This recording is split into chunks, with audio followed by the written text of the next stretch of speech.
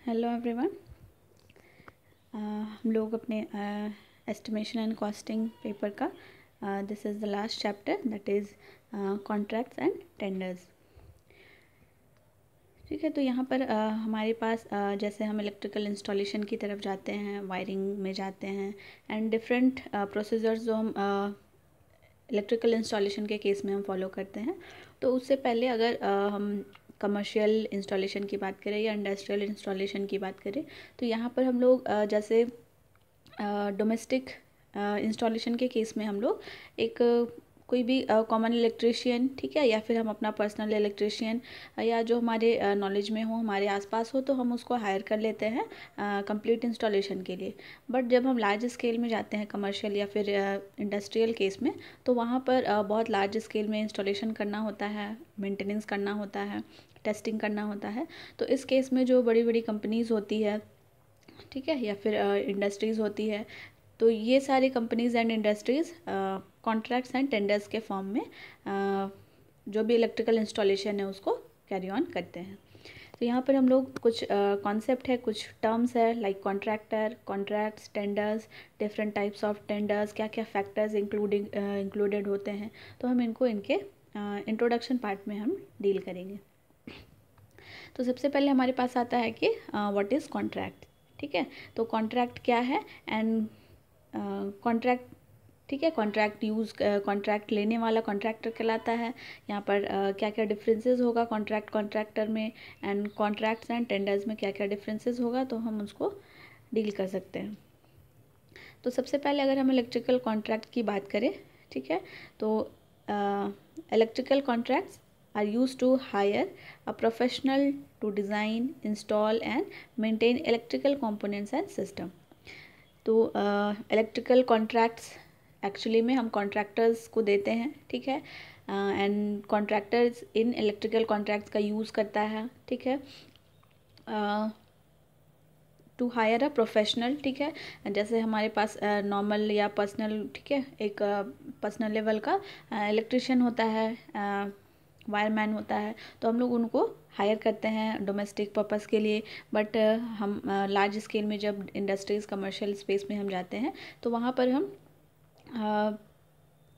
ठीक है, for safety purpose हमको प्रोफेशनल इलेक्ट्रिशियन का या प्रोफेशनल जो गाइड हो, ठीक है, जो जिसे इलेक्ट्रिकल इंस्टॉलेशन का कंप्लीट नॉलेज हो, तो इस सेफ्टी पर्पस से प्रोफेशनल्स को इलेक्ट्रिकल कॉन्ट्रैक्ट्स का के हेल्प से हायर किया जाता है, ताकि जो भी कंपोनेंट्स या फिर जो भी इंस्टॉलेशन हो रहा है, ठीक है, बिल्डिंग्स में, तो उसका डिज़ाइन किया जा सके, इंस्टॉलेशन किया जा सके, एज वेल एज उसको टाइम टू टाइम मेंटेनेंस भी उसका क्लियर किया जाए एंड टेस्टिंग वगैरह। ठीक है, तो कंप्लीट हम लोगों ने जितना स्टार्टिंग से लेकर अब तक देखा, आई रूल्स के अकॉर्डिंग सारे फैक्टर्स को फॉलो करते हुए क्या क्या एस्टिमेशन के लिए सीक्वेंस होना चाहिए, क्या क्या प्रोसीजर फॉलो करना चाहिए, टेस्टिंग के लिए क्या क्या रूल्स होना चाहिए, तो उन सभी को फॉलो करते हुए जो कॉन्ट्रैक्टर्स होते हैं, ठीक है, वो इलेक्ट्रिकल कॉन्ट्रैक्ट्स के अकॉर्डिंग वर्क करते हैं।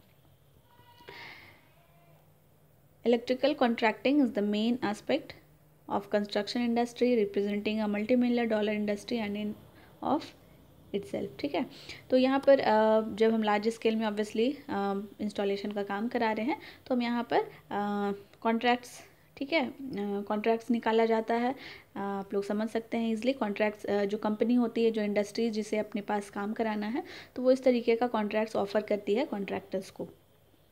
ठीक है, एंड जो कॉन्ट्रैक्टर होते हैं वो एक सर्टेन टाइम पीरियड में अपना सर्टेन जो भी वर्क है, ठीक है, उसको सर्टेन टाइम पीरियड में कंप्लीट करने का, ठीक है, इस तरीके का जो भी टर्म्स कंडीशन होता है वो कॉन्ट्रैक्ट्स में होता है एंड उसके अकॉर्डिंग कॉन्ट्रैक्टर काम करते हैं एंड उसके बदले में जो कंपनी या इंडस्ट्री या जो ओनर होगी, ठीक है, जिसने कॉन्ट्रैक्ट निकाला है, तो वो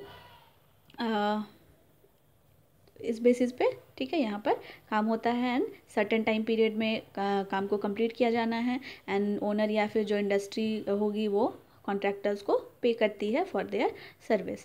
ठीक है, तो एक्चुअली अगर हम कॉन्ट्रैक्ट्स की बात करें, तो कॉन्ट्रैक्ट्स एक्चुअल में एक एग्रीमेंट के फॉर्म में होता है बिटवीन टू पार्टीज़। ठीक है, जहाँ पर एक कॉन्ट्रैक्टर होंगे जो कि आपके वर्क को कंप्लीट कराने का कॉन्ट्रैक्ट ले रहे हैं एंड दूसरे तरफ ओनर होगा, ठीक है, जिसे काम कराना है, या फिर कंपनी होगी, इंडस्ट्री होगी, ठीक है। तो कॉन्ट्रैक्टर एंड कंपनी दोनों के बीच जो म्यूचुअल अंडरस्टैंडिंग, म्यूचुअल कन्वर्सेशन या फिर म्यूचुअल जो भी वहाँ पर जो भी बातचीत होगी, ठीक है, उसके अकॉर्डिंग दोनों पार्टीज़ एग्री करेंगे, एग्रीमेंट होगा दोनों के बीच में, ठीक है, टर्म्स एंड कंडीशंस के साथ, एंड उसे पेपर वर्क में, ठीक है, पेपर में उसे उतारा जाएगा।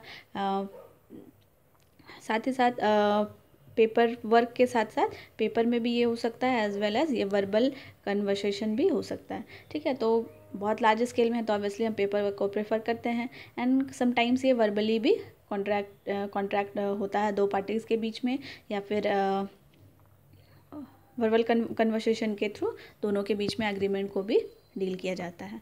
तो इस तरीके से हम कॉन्ट्रैक्ट, इलेक्ट्रिकल कॉन्ट्रैक्ट की अगर बात करें तो हम शॉर्ट फॉर्म में समझ सकते हैं कि दो पार्टीज़ के बीच में, जहाँ पर एक आपका ओनर ऑफ द कंपनी होगा या फिर इंडस्ट्री होगा, एंड दूसरे साइड कॉन्ट्रैक्टर होगा जो आपको कंप्लीट वर्क करके सर्टेन टाइम पीरियड में सर्विस प्रोवाइड करने वाला है। तो उन दोनों पार्टीज़ के बीच में म्यूचुअल अंडरस्टैंडिंग्स के, म्यूचुअल कन्वर्सेशंस के बेसिस पे, ठीक है, कंप्लीट एग्रीमेंट किया जाता है।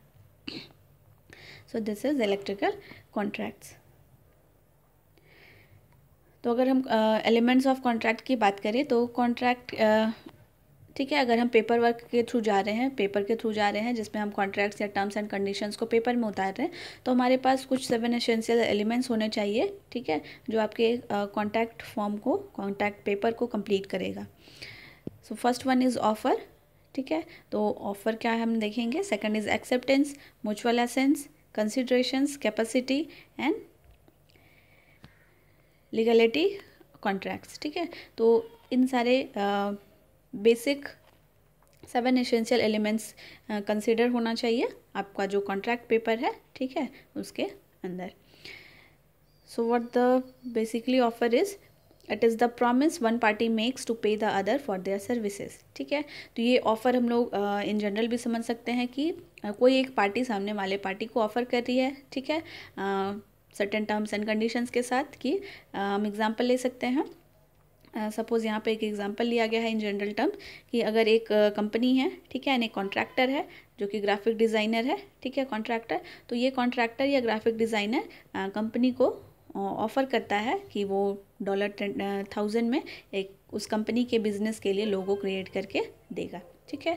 तो ये ऑफ़र हो गया। ये ऑफ़र किसी एक की तरफ से भी हो सकता है, इधर कॉन्ट्रैक्टर की तरफ से हो सकता है, generally owner of the company या फिर इंडस्ट्री के तरफ से ये ऑफ़र दिया जाता है, ठीक है। तो ये ऑफ़र सबसे पहले किसने सामने रखा है, तो ये ऑफ़र हमारे कॉन्ट्रैक्ट पेपर में होता है। सेकेंड वन इज़ एक्सेप्टेंस, ठीक है, सामने वाली एक पार्टी अगर ऑफ़र कर रही है तो दूसरी पार्टी एक्सेप्ट कर रही है टर्म्स एंड कंडीशंस के साथ, ठीक है, जो भी सर्विस प्रोवाइड करना है उसके अकॉर्डिंग, तो ये एक्सेप्टेंस का केस भी वहाँ पर इंक्लूडेड होता है। म्यूचुअल एसेंट, ठीक है, जैसे सबसे पहले ऑफ़र किया गया, दूसरी पार्टी की तरफ से एक्सेप्टेंस हुआ, एंड इन दोनों को कंबाइन करके म्यूचुअल एसेंट के अंडर इसको इंक्लूड किया जाता है, ठीक है। It is the combination of a valid offer and acceptance between the parties. तो जब दोनों अग्री हो जाती है, ठीक है, offer as well as acceptance हो जाता है, तो यहाँ पर म्यूचुअल एसेंस के अंडर में कुछ पैराग्राफ्स, कुछ पॉइंट्स, कुछ कंडीशन, टर्म्स एंड कंडीशंस वहाँ पर इंक्लूडेड होते हैं, ठीक है। In the absence of written contract, mutual assent can be demonstrated by the action the parties take after the offer is made and accepted, ठीक है।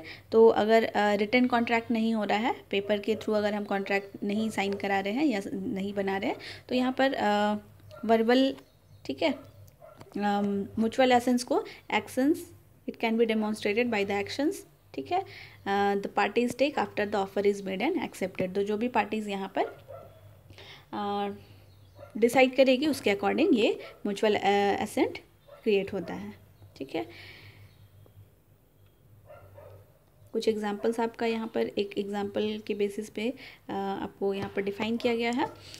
Next element of contract is consideration, ठीक है। Consideration that means कि what is paid in exchange for goods और services. That means कि contractors जो service आपको provide करने वाले हैं, तो उसके बेसिस पे आप क्या कंसिडरेशन रखना चाहते हैं, या इन सिंपल फॉर्म हम उसको एक्सचेंज में क्या ऑफ़र करेंगे। ठीक है, तो consideration is usually but not always money. ठीक है, जनरली या यूजुअली अगर हम देखें तो ये मनी के फॉर्म में एक्सचेंज होता है, रिटर्न होता है। ठीक है, कॉन्ट्रैक्टर्स को या सामने वाले पार्टी को हम उसके सर्विस के बदले रिटर्न करते हैं। ठीक है,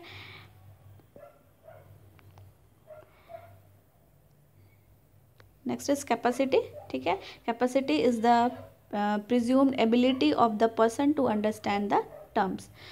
जो कॉन्ट्रैक्ट में जब हम पेपर कॉन्ट्रैक्ट करेंगे तो जो कैपेसिटी या फिर इन कॉन्ट्रैक्ट लॉ, ठीक है, ये जो कैपेसिटी एलिमेंट होगा इसके अंदर ये दोनों पार्टीज़ के एबिलिटी को डिस्क्राइब किया जाता है। ठीक है, कि एक पार्टी का जो भी सामने वाली पार्टी का जो भी रूल्स एंड रेगुलेशंस है, जो भी टर्म्स एंड कंडीशंस है, तो वो सामने वाली दूसरी जो पार्टी है वो उसको समझ पा रही है। अगर रिटन फॉर्म में है, पेपर वर्क अगर हम कर रहे हैं, तो पेपर में जो भी कॉन्ट्रैक्ट में टर्म्स एंड कंडीशन लिखा है तो वो सामने वाली पार्टी उसको ईजिली अंडरस्टैंड कर पा रही है। ठीक है, तो इसी टर्म को वहाँ पर कैपेसिटी के कॉलम में यहाँ पर इंक्लूड किया जाता है। ठीक है, इन केस अगर लैंग्वेज प्रॉब्लम हो सकता है, ठीक है, दो पार्टीज़ के बीच में, एंड अगर एक पार्टी अगर समझ नहीं पा रही है सामने वाली पार्टी की लैंग्वेज, ठीक है, या जो रिटन फॉर्म में हमने जो भी लिया है कॉन्ट्रैक्ट में, एंड वो कोई एक पार्टी समझ नहीं पा रही है, ठीक है, तो इसी चीज़ को यहाँ पर कंसिडर किया जाता है। ठीक है, बताया जाता है कैपेसिटी पैराग्राफ के अंदर। ठीक है, एग्जाम्पल जैसे ले सकते हैं कि कुछ पार्टीज जैसे कि माइनर्स हो गए, ठीक है, या फिर people suffering from illness like dementia and any under the influence of alcohol और drugs are presume to lack the capacity to sign a binding contract. ठीक है, तो उनको प्रिज्यूम किया जाता है कि वो कॉन्ट्रैक्ट या को साइन करने के कैपेबल है या नहीं। तो लैंग्वेज के टर्म में देख सकते हैं कि एक पार्टी का लैंग्वेज दूसरे पार्टी के लैंग्वेज से डिफरेंट हो सकता है। ठीक है, तो यहाँ पर भी लैक इन कैपेसिटी हो सकता है। ठीक है, तो इस तरीके का यहाँ पर प्रोवाइड कराया जाता है कि कैपेसिटी दोनों पार्टीज़ के बीच में किस लेवल पे है, एंड अगर दोनों के बीच में अगर कुछ डिफरेंसेस आ रहे हैं दोनों पार्टीज़ के बीच में अंडरस्टैंडिंग लेवल पे, तो वहाँ पर एक दूसरे के अकॉर्डिंग, एक दूसरे पार्टी के कन्वीनियंट के अकॉर्डिंग अगर लैंग्वेज प्रॉब्लम है तो उसके अंडरस्टेबल, ठीक है, अंडरस्टेबल लैंग्वेज में उनको जो कॉन्ट्रैक्ट है वो प्रोवाइड किया जा सकता है।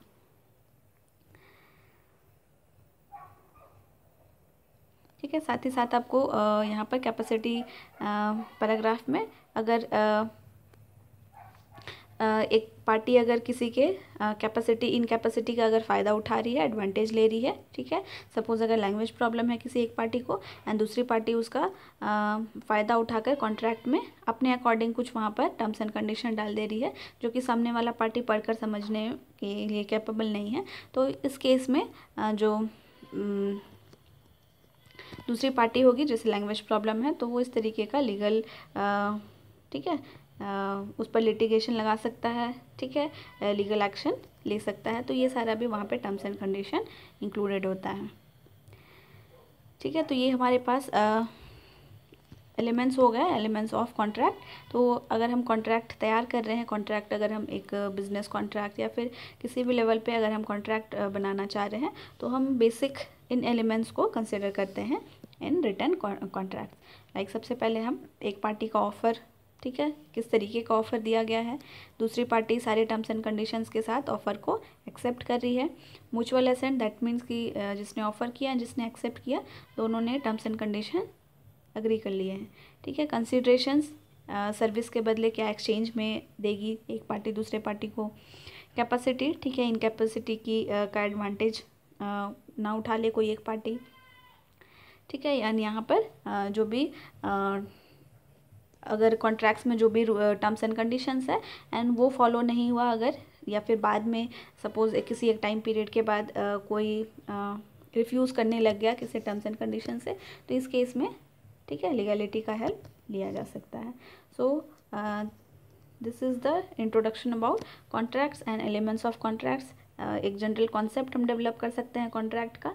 तो इसी बेसिस पे हम जब इलेक्ट्रिकल इंस्टॉलेशन करने जाते हैं, इधर वो डोमेस्टिक हो, कमर्शियल हो, इंडस्ट्रियल एरिया हो, तो यहाँ पर हम इन सारे फैक्टर्स को इंक्लूड करके हेल्प ले सकते हैं कॉन्ट्रैक्ट क्रिएट करने के लिए। ठीक है, that's all. Thank you everyone.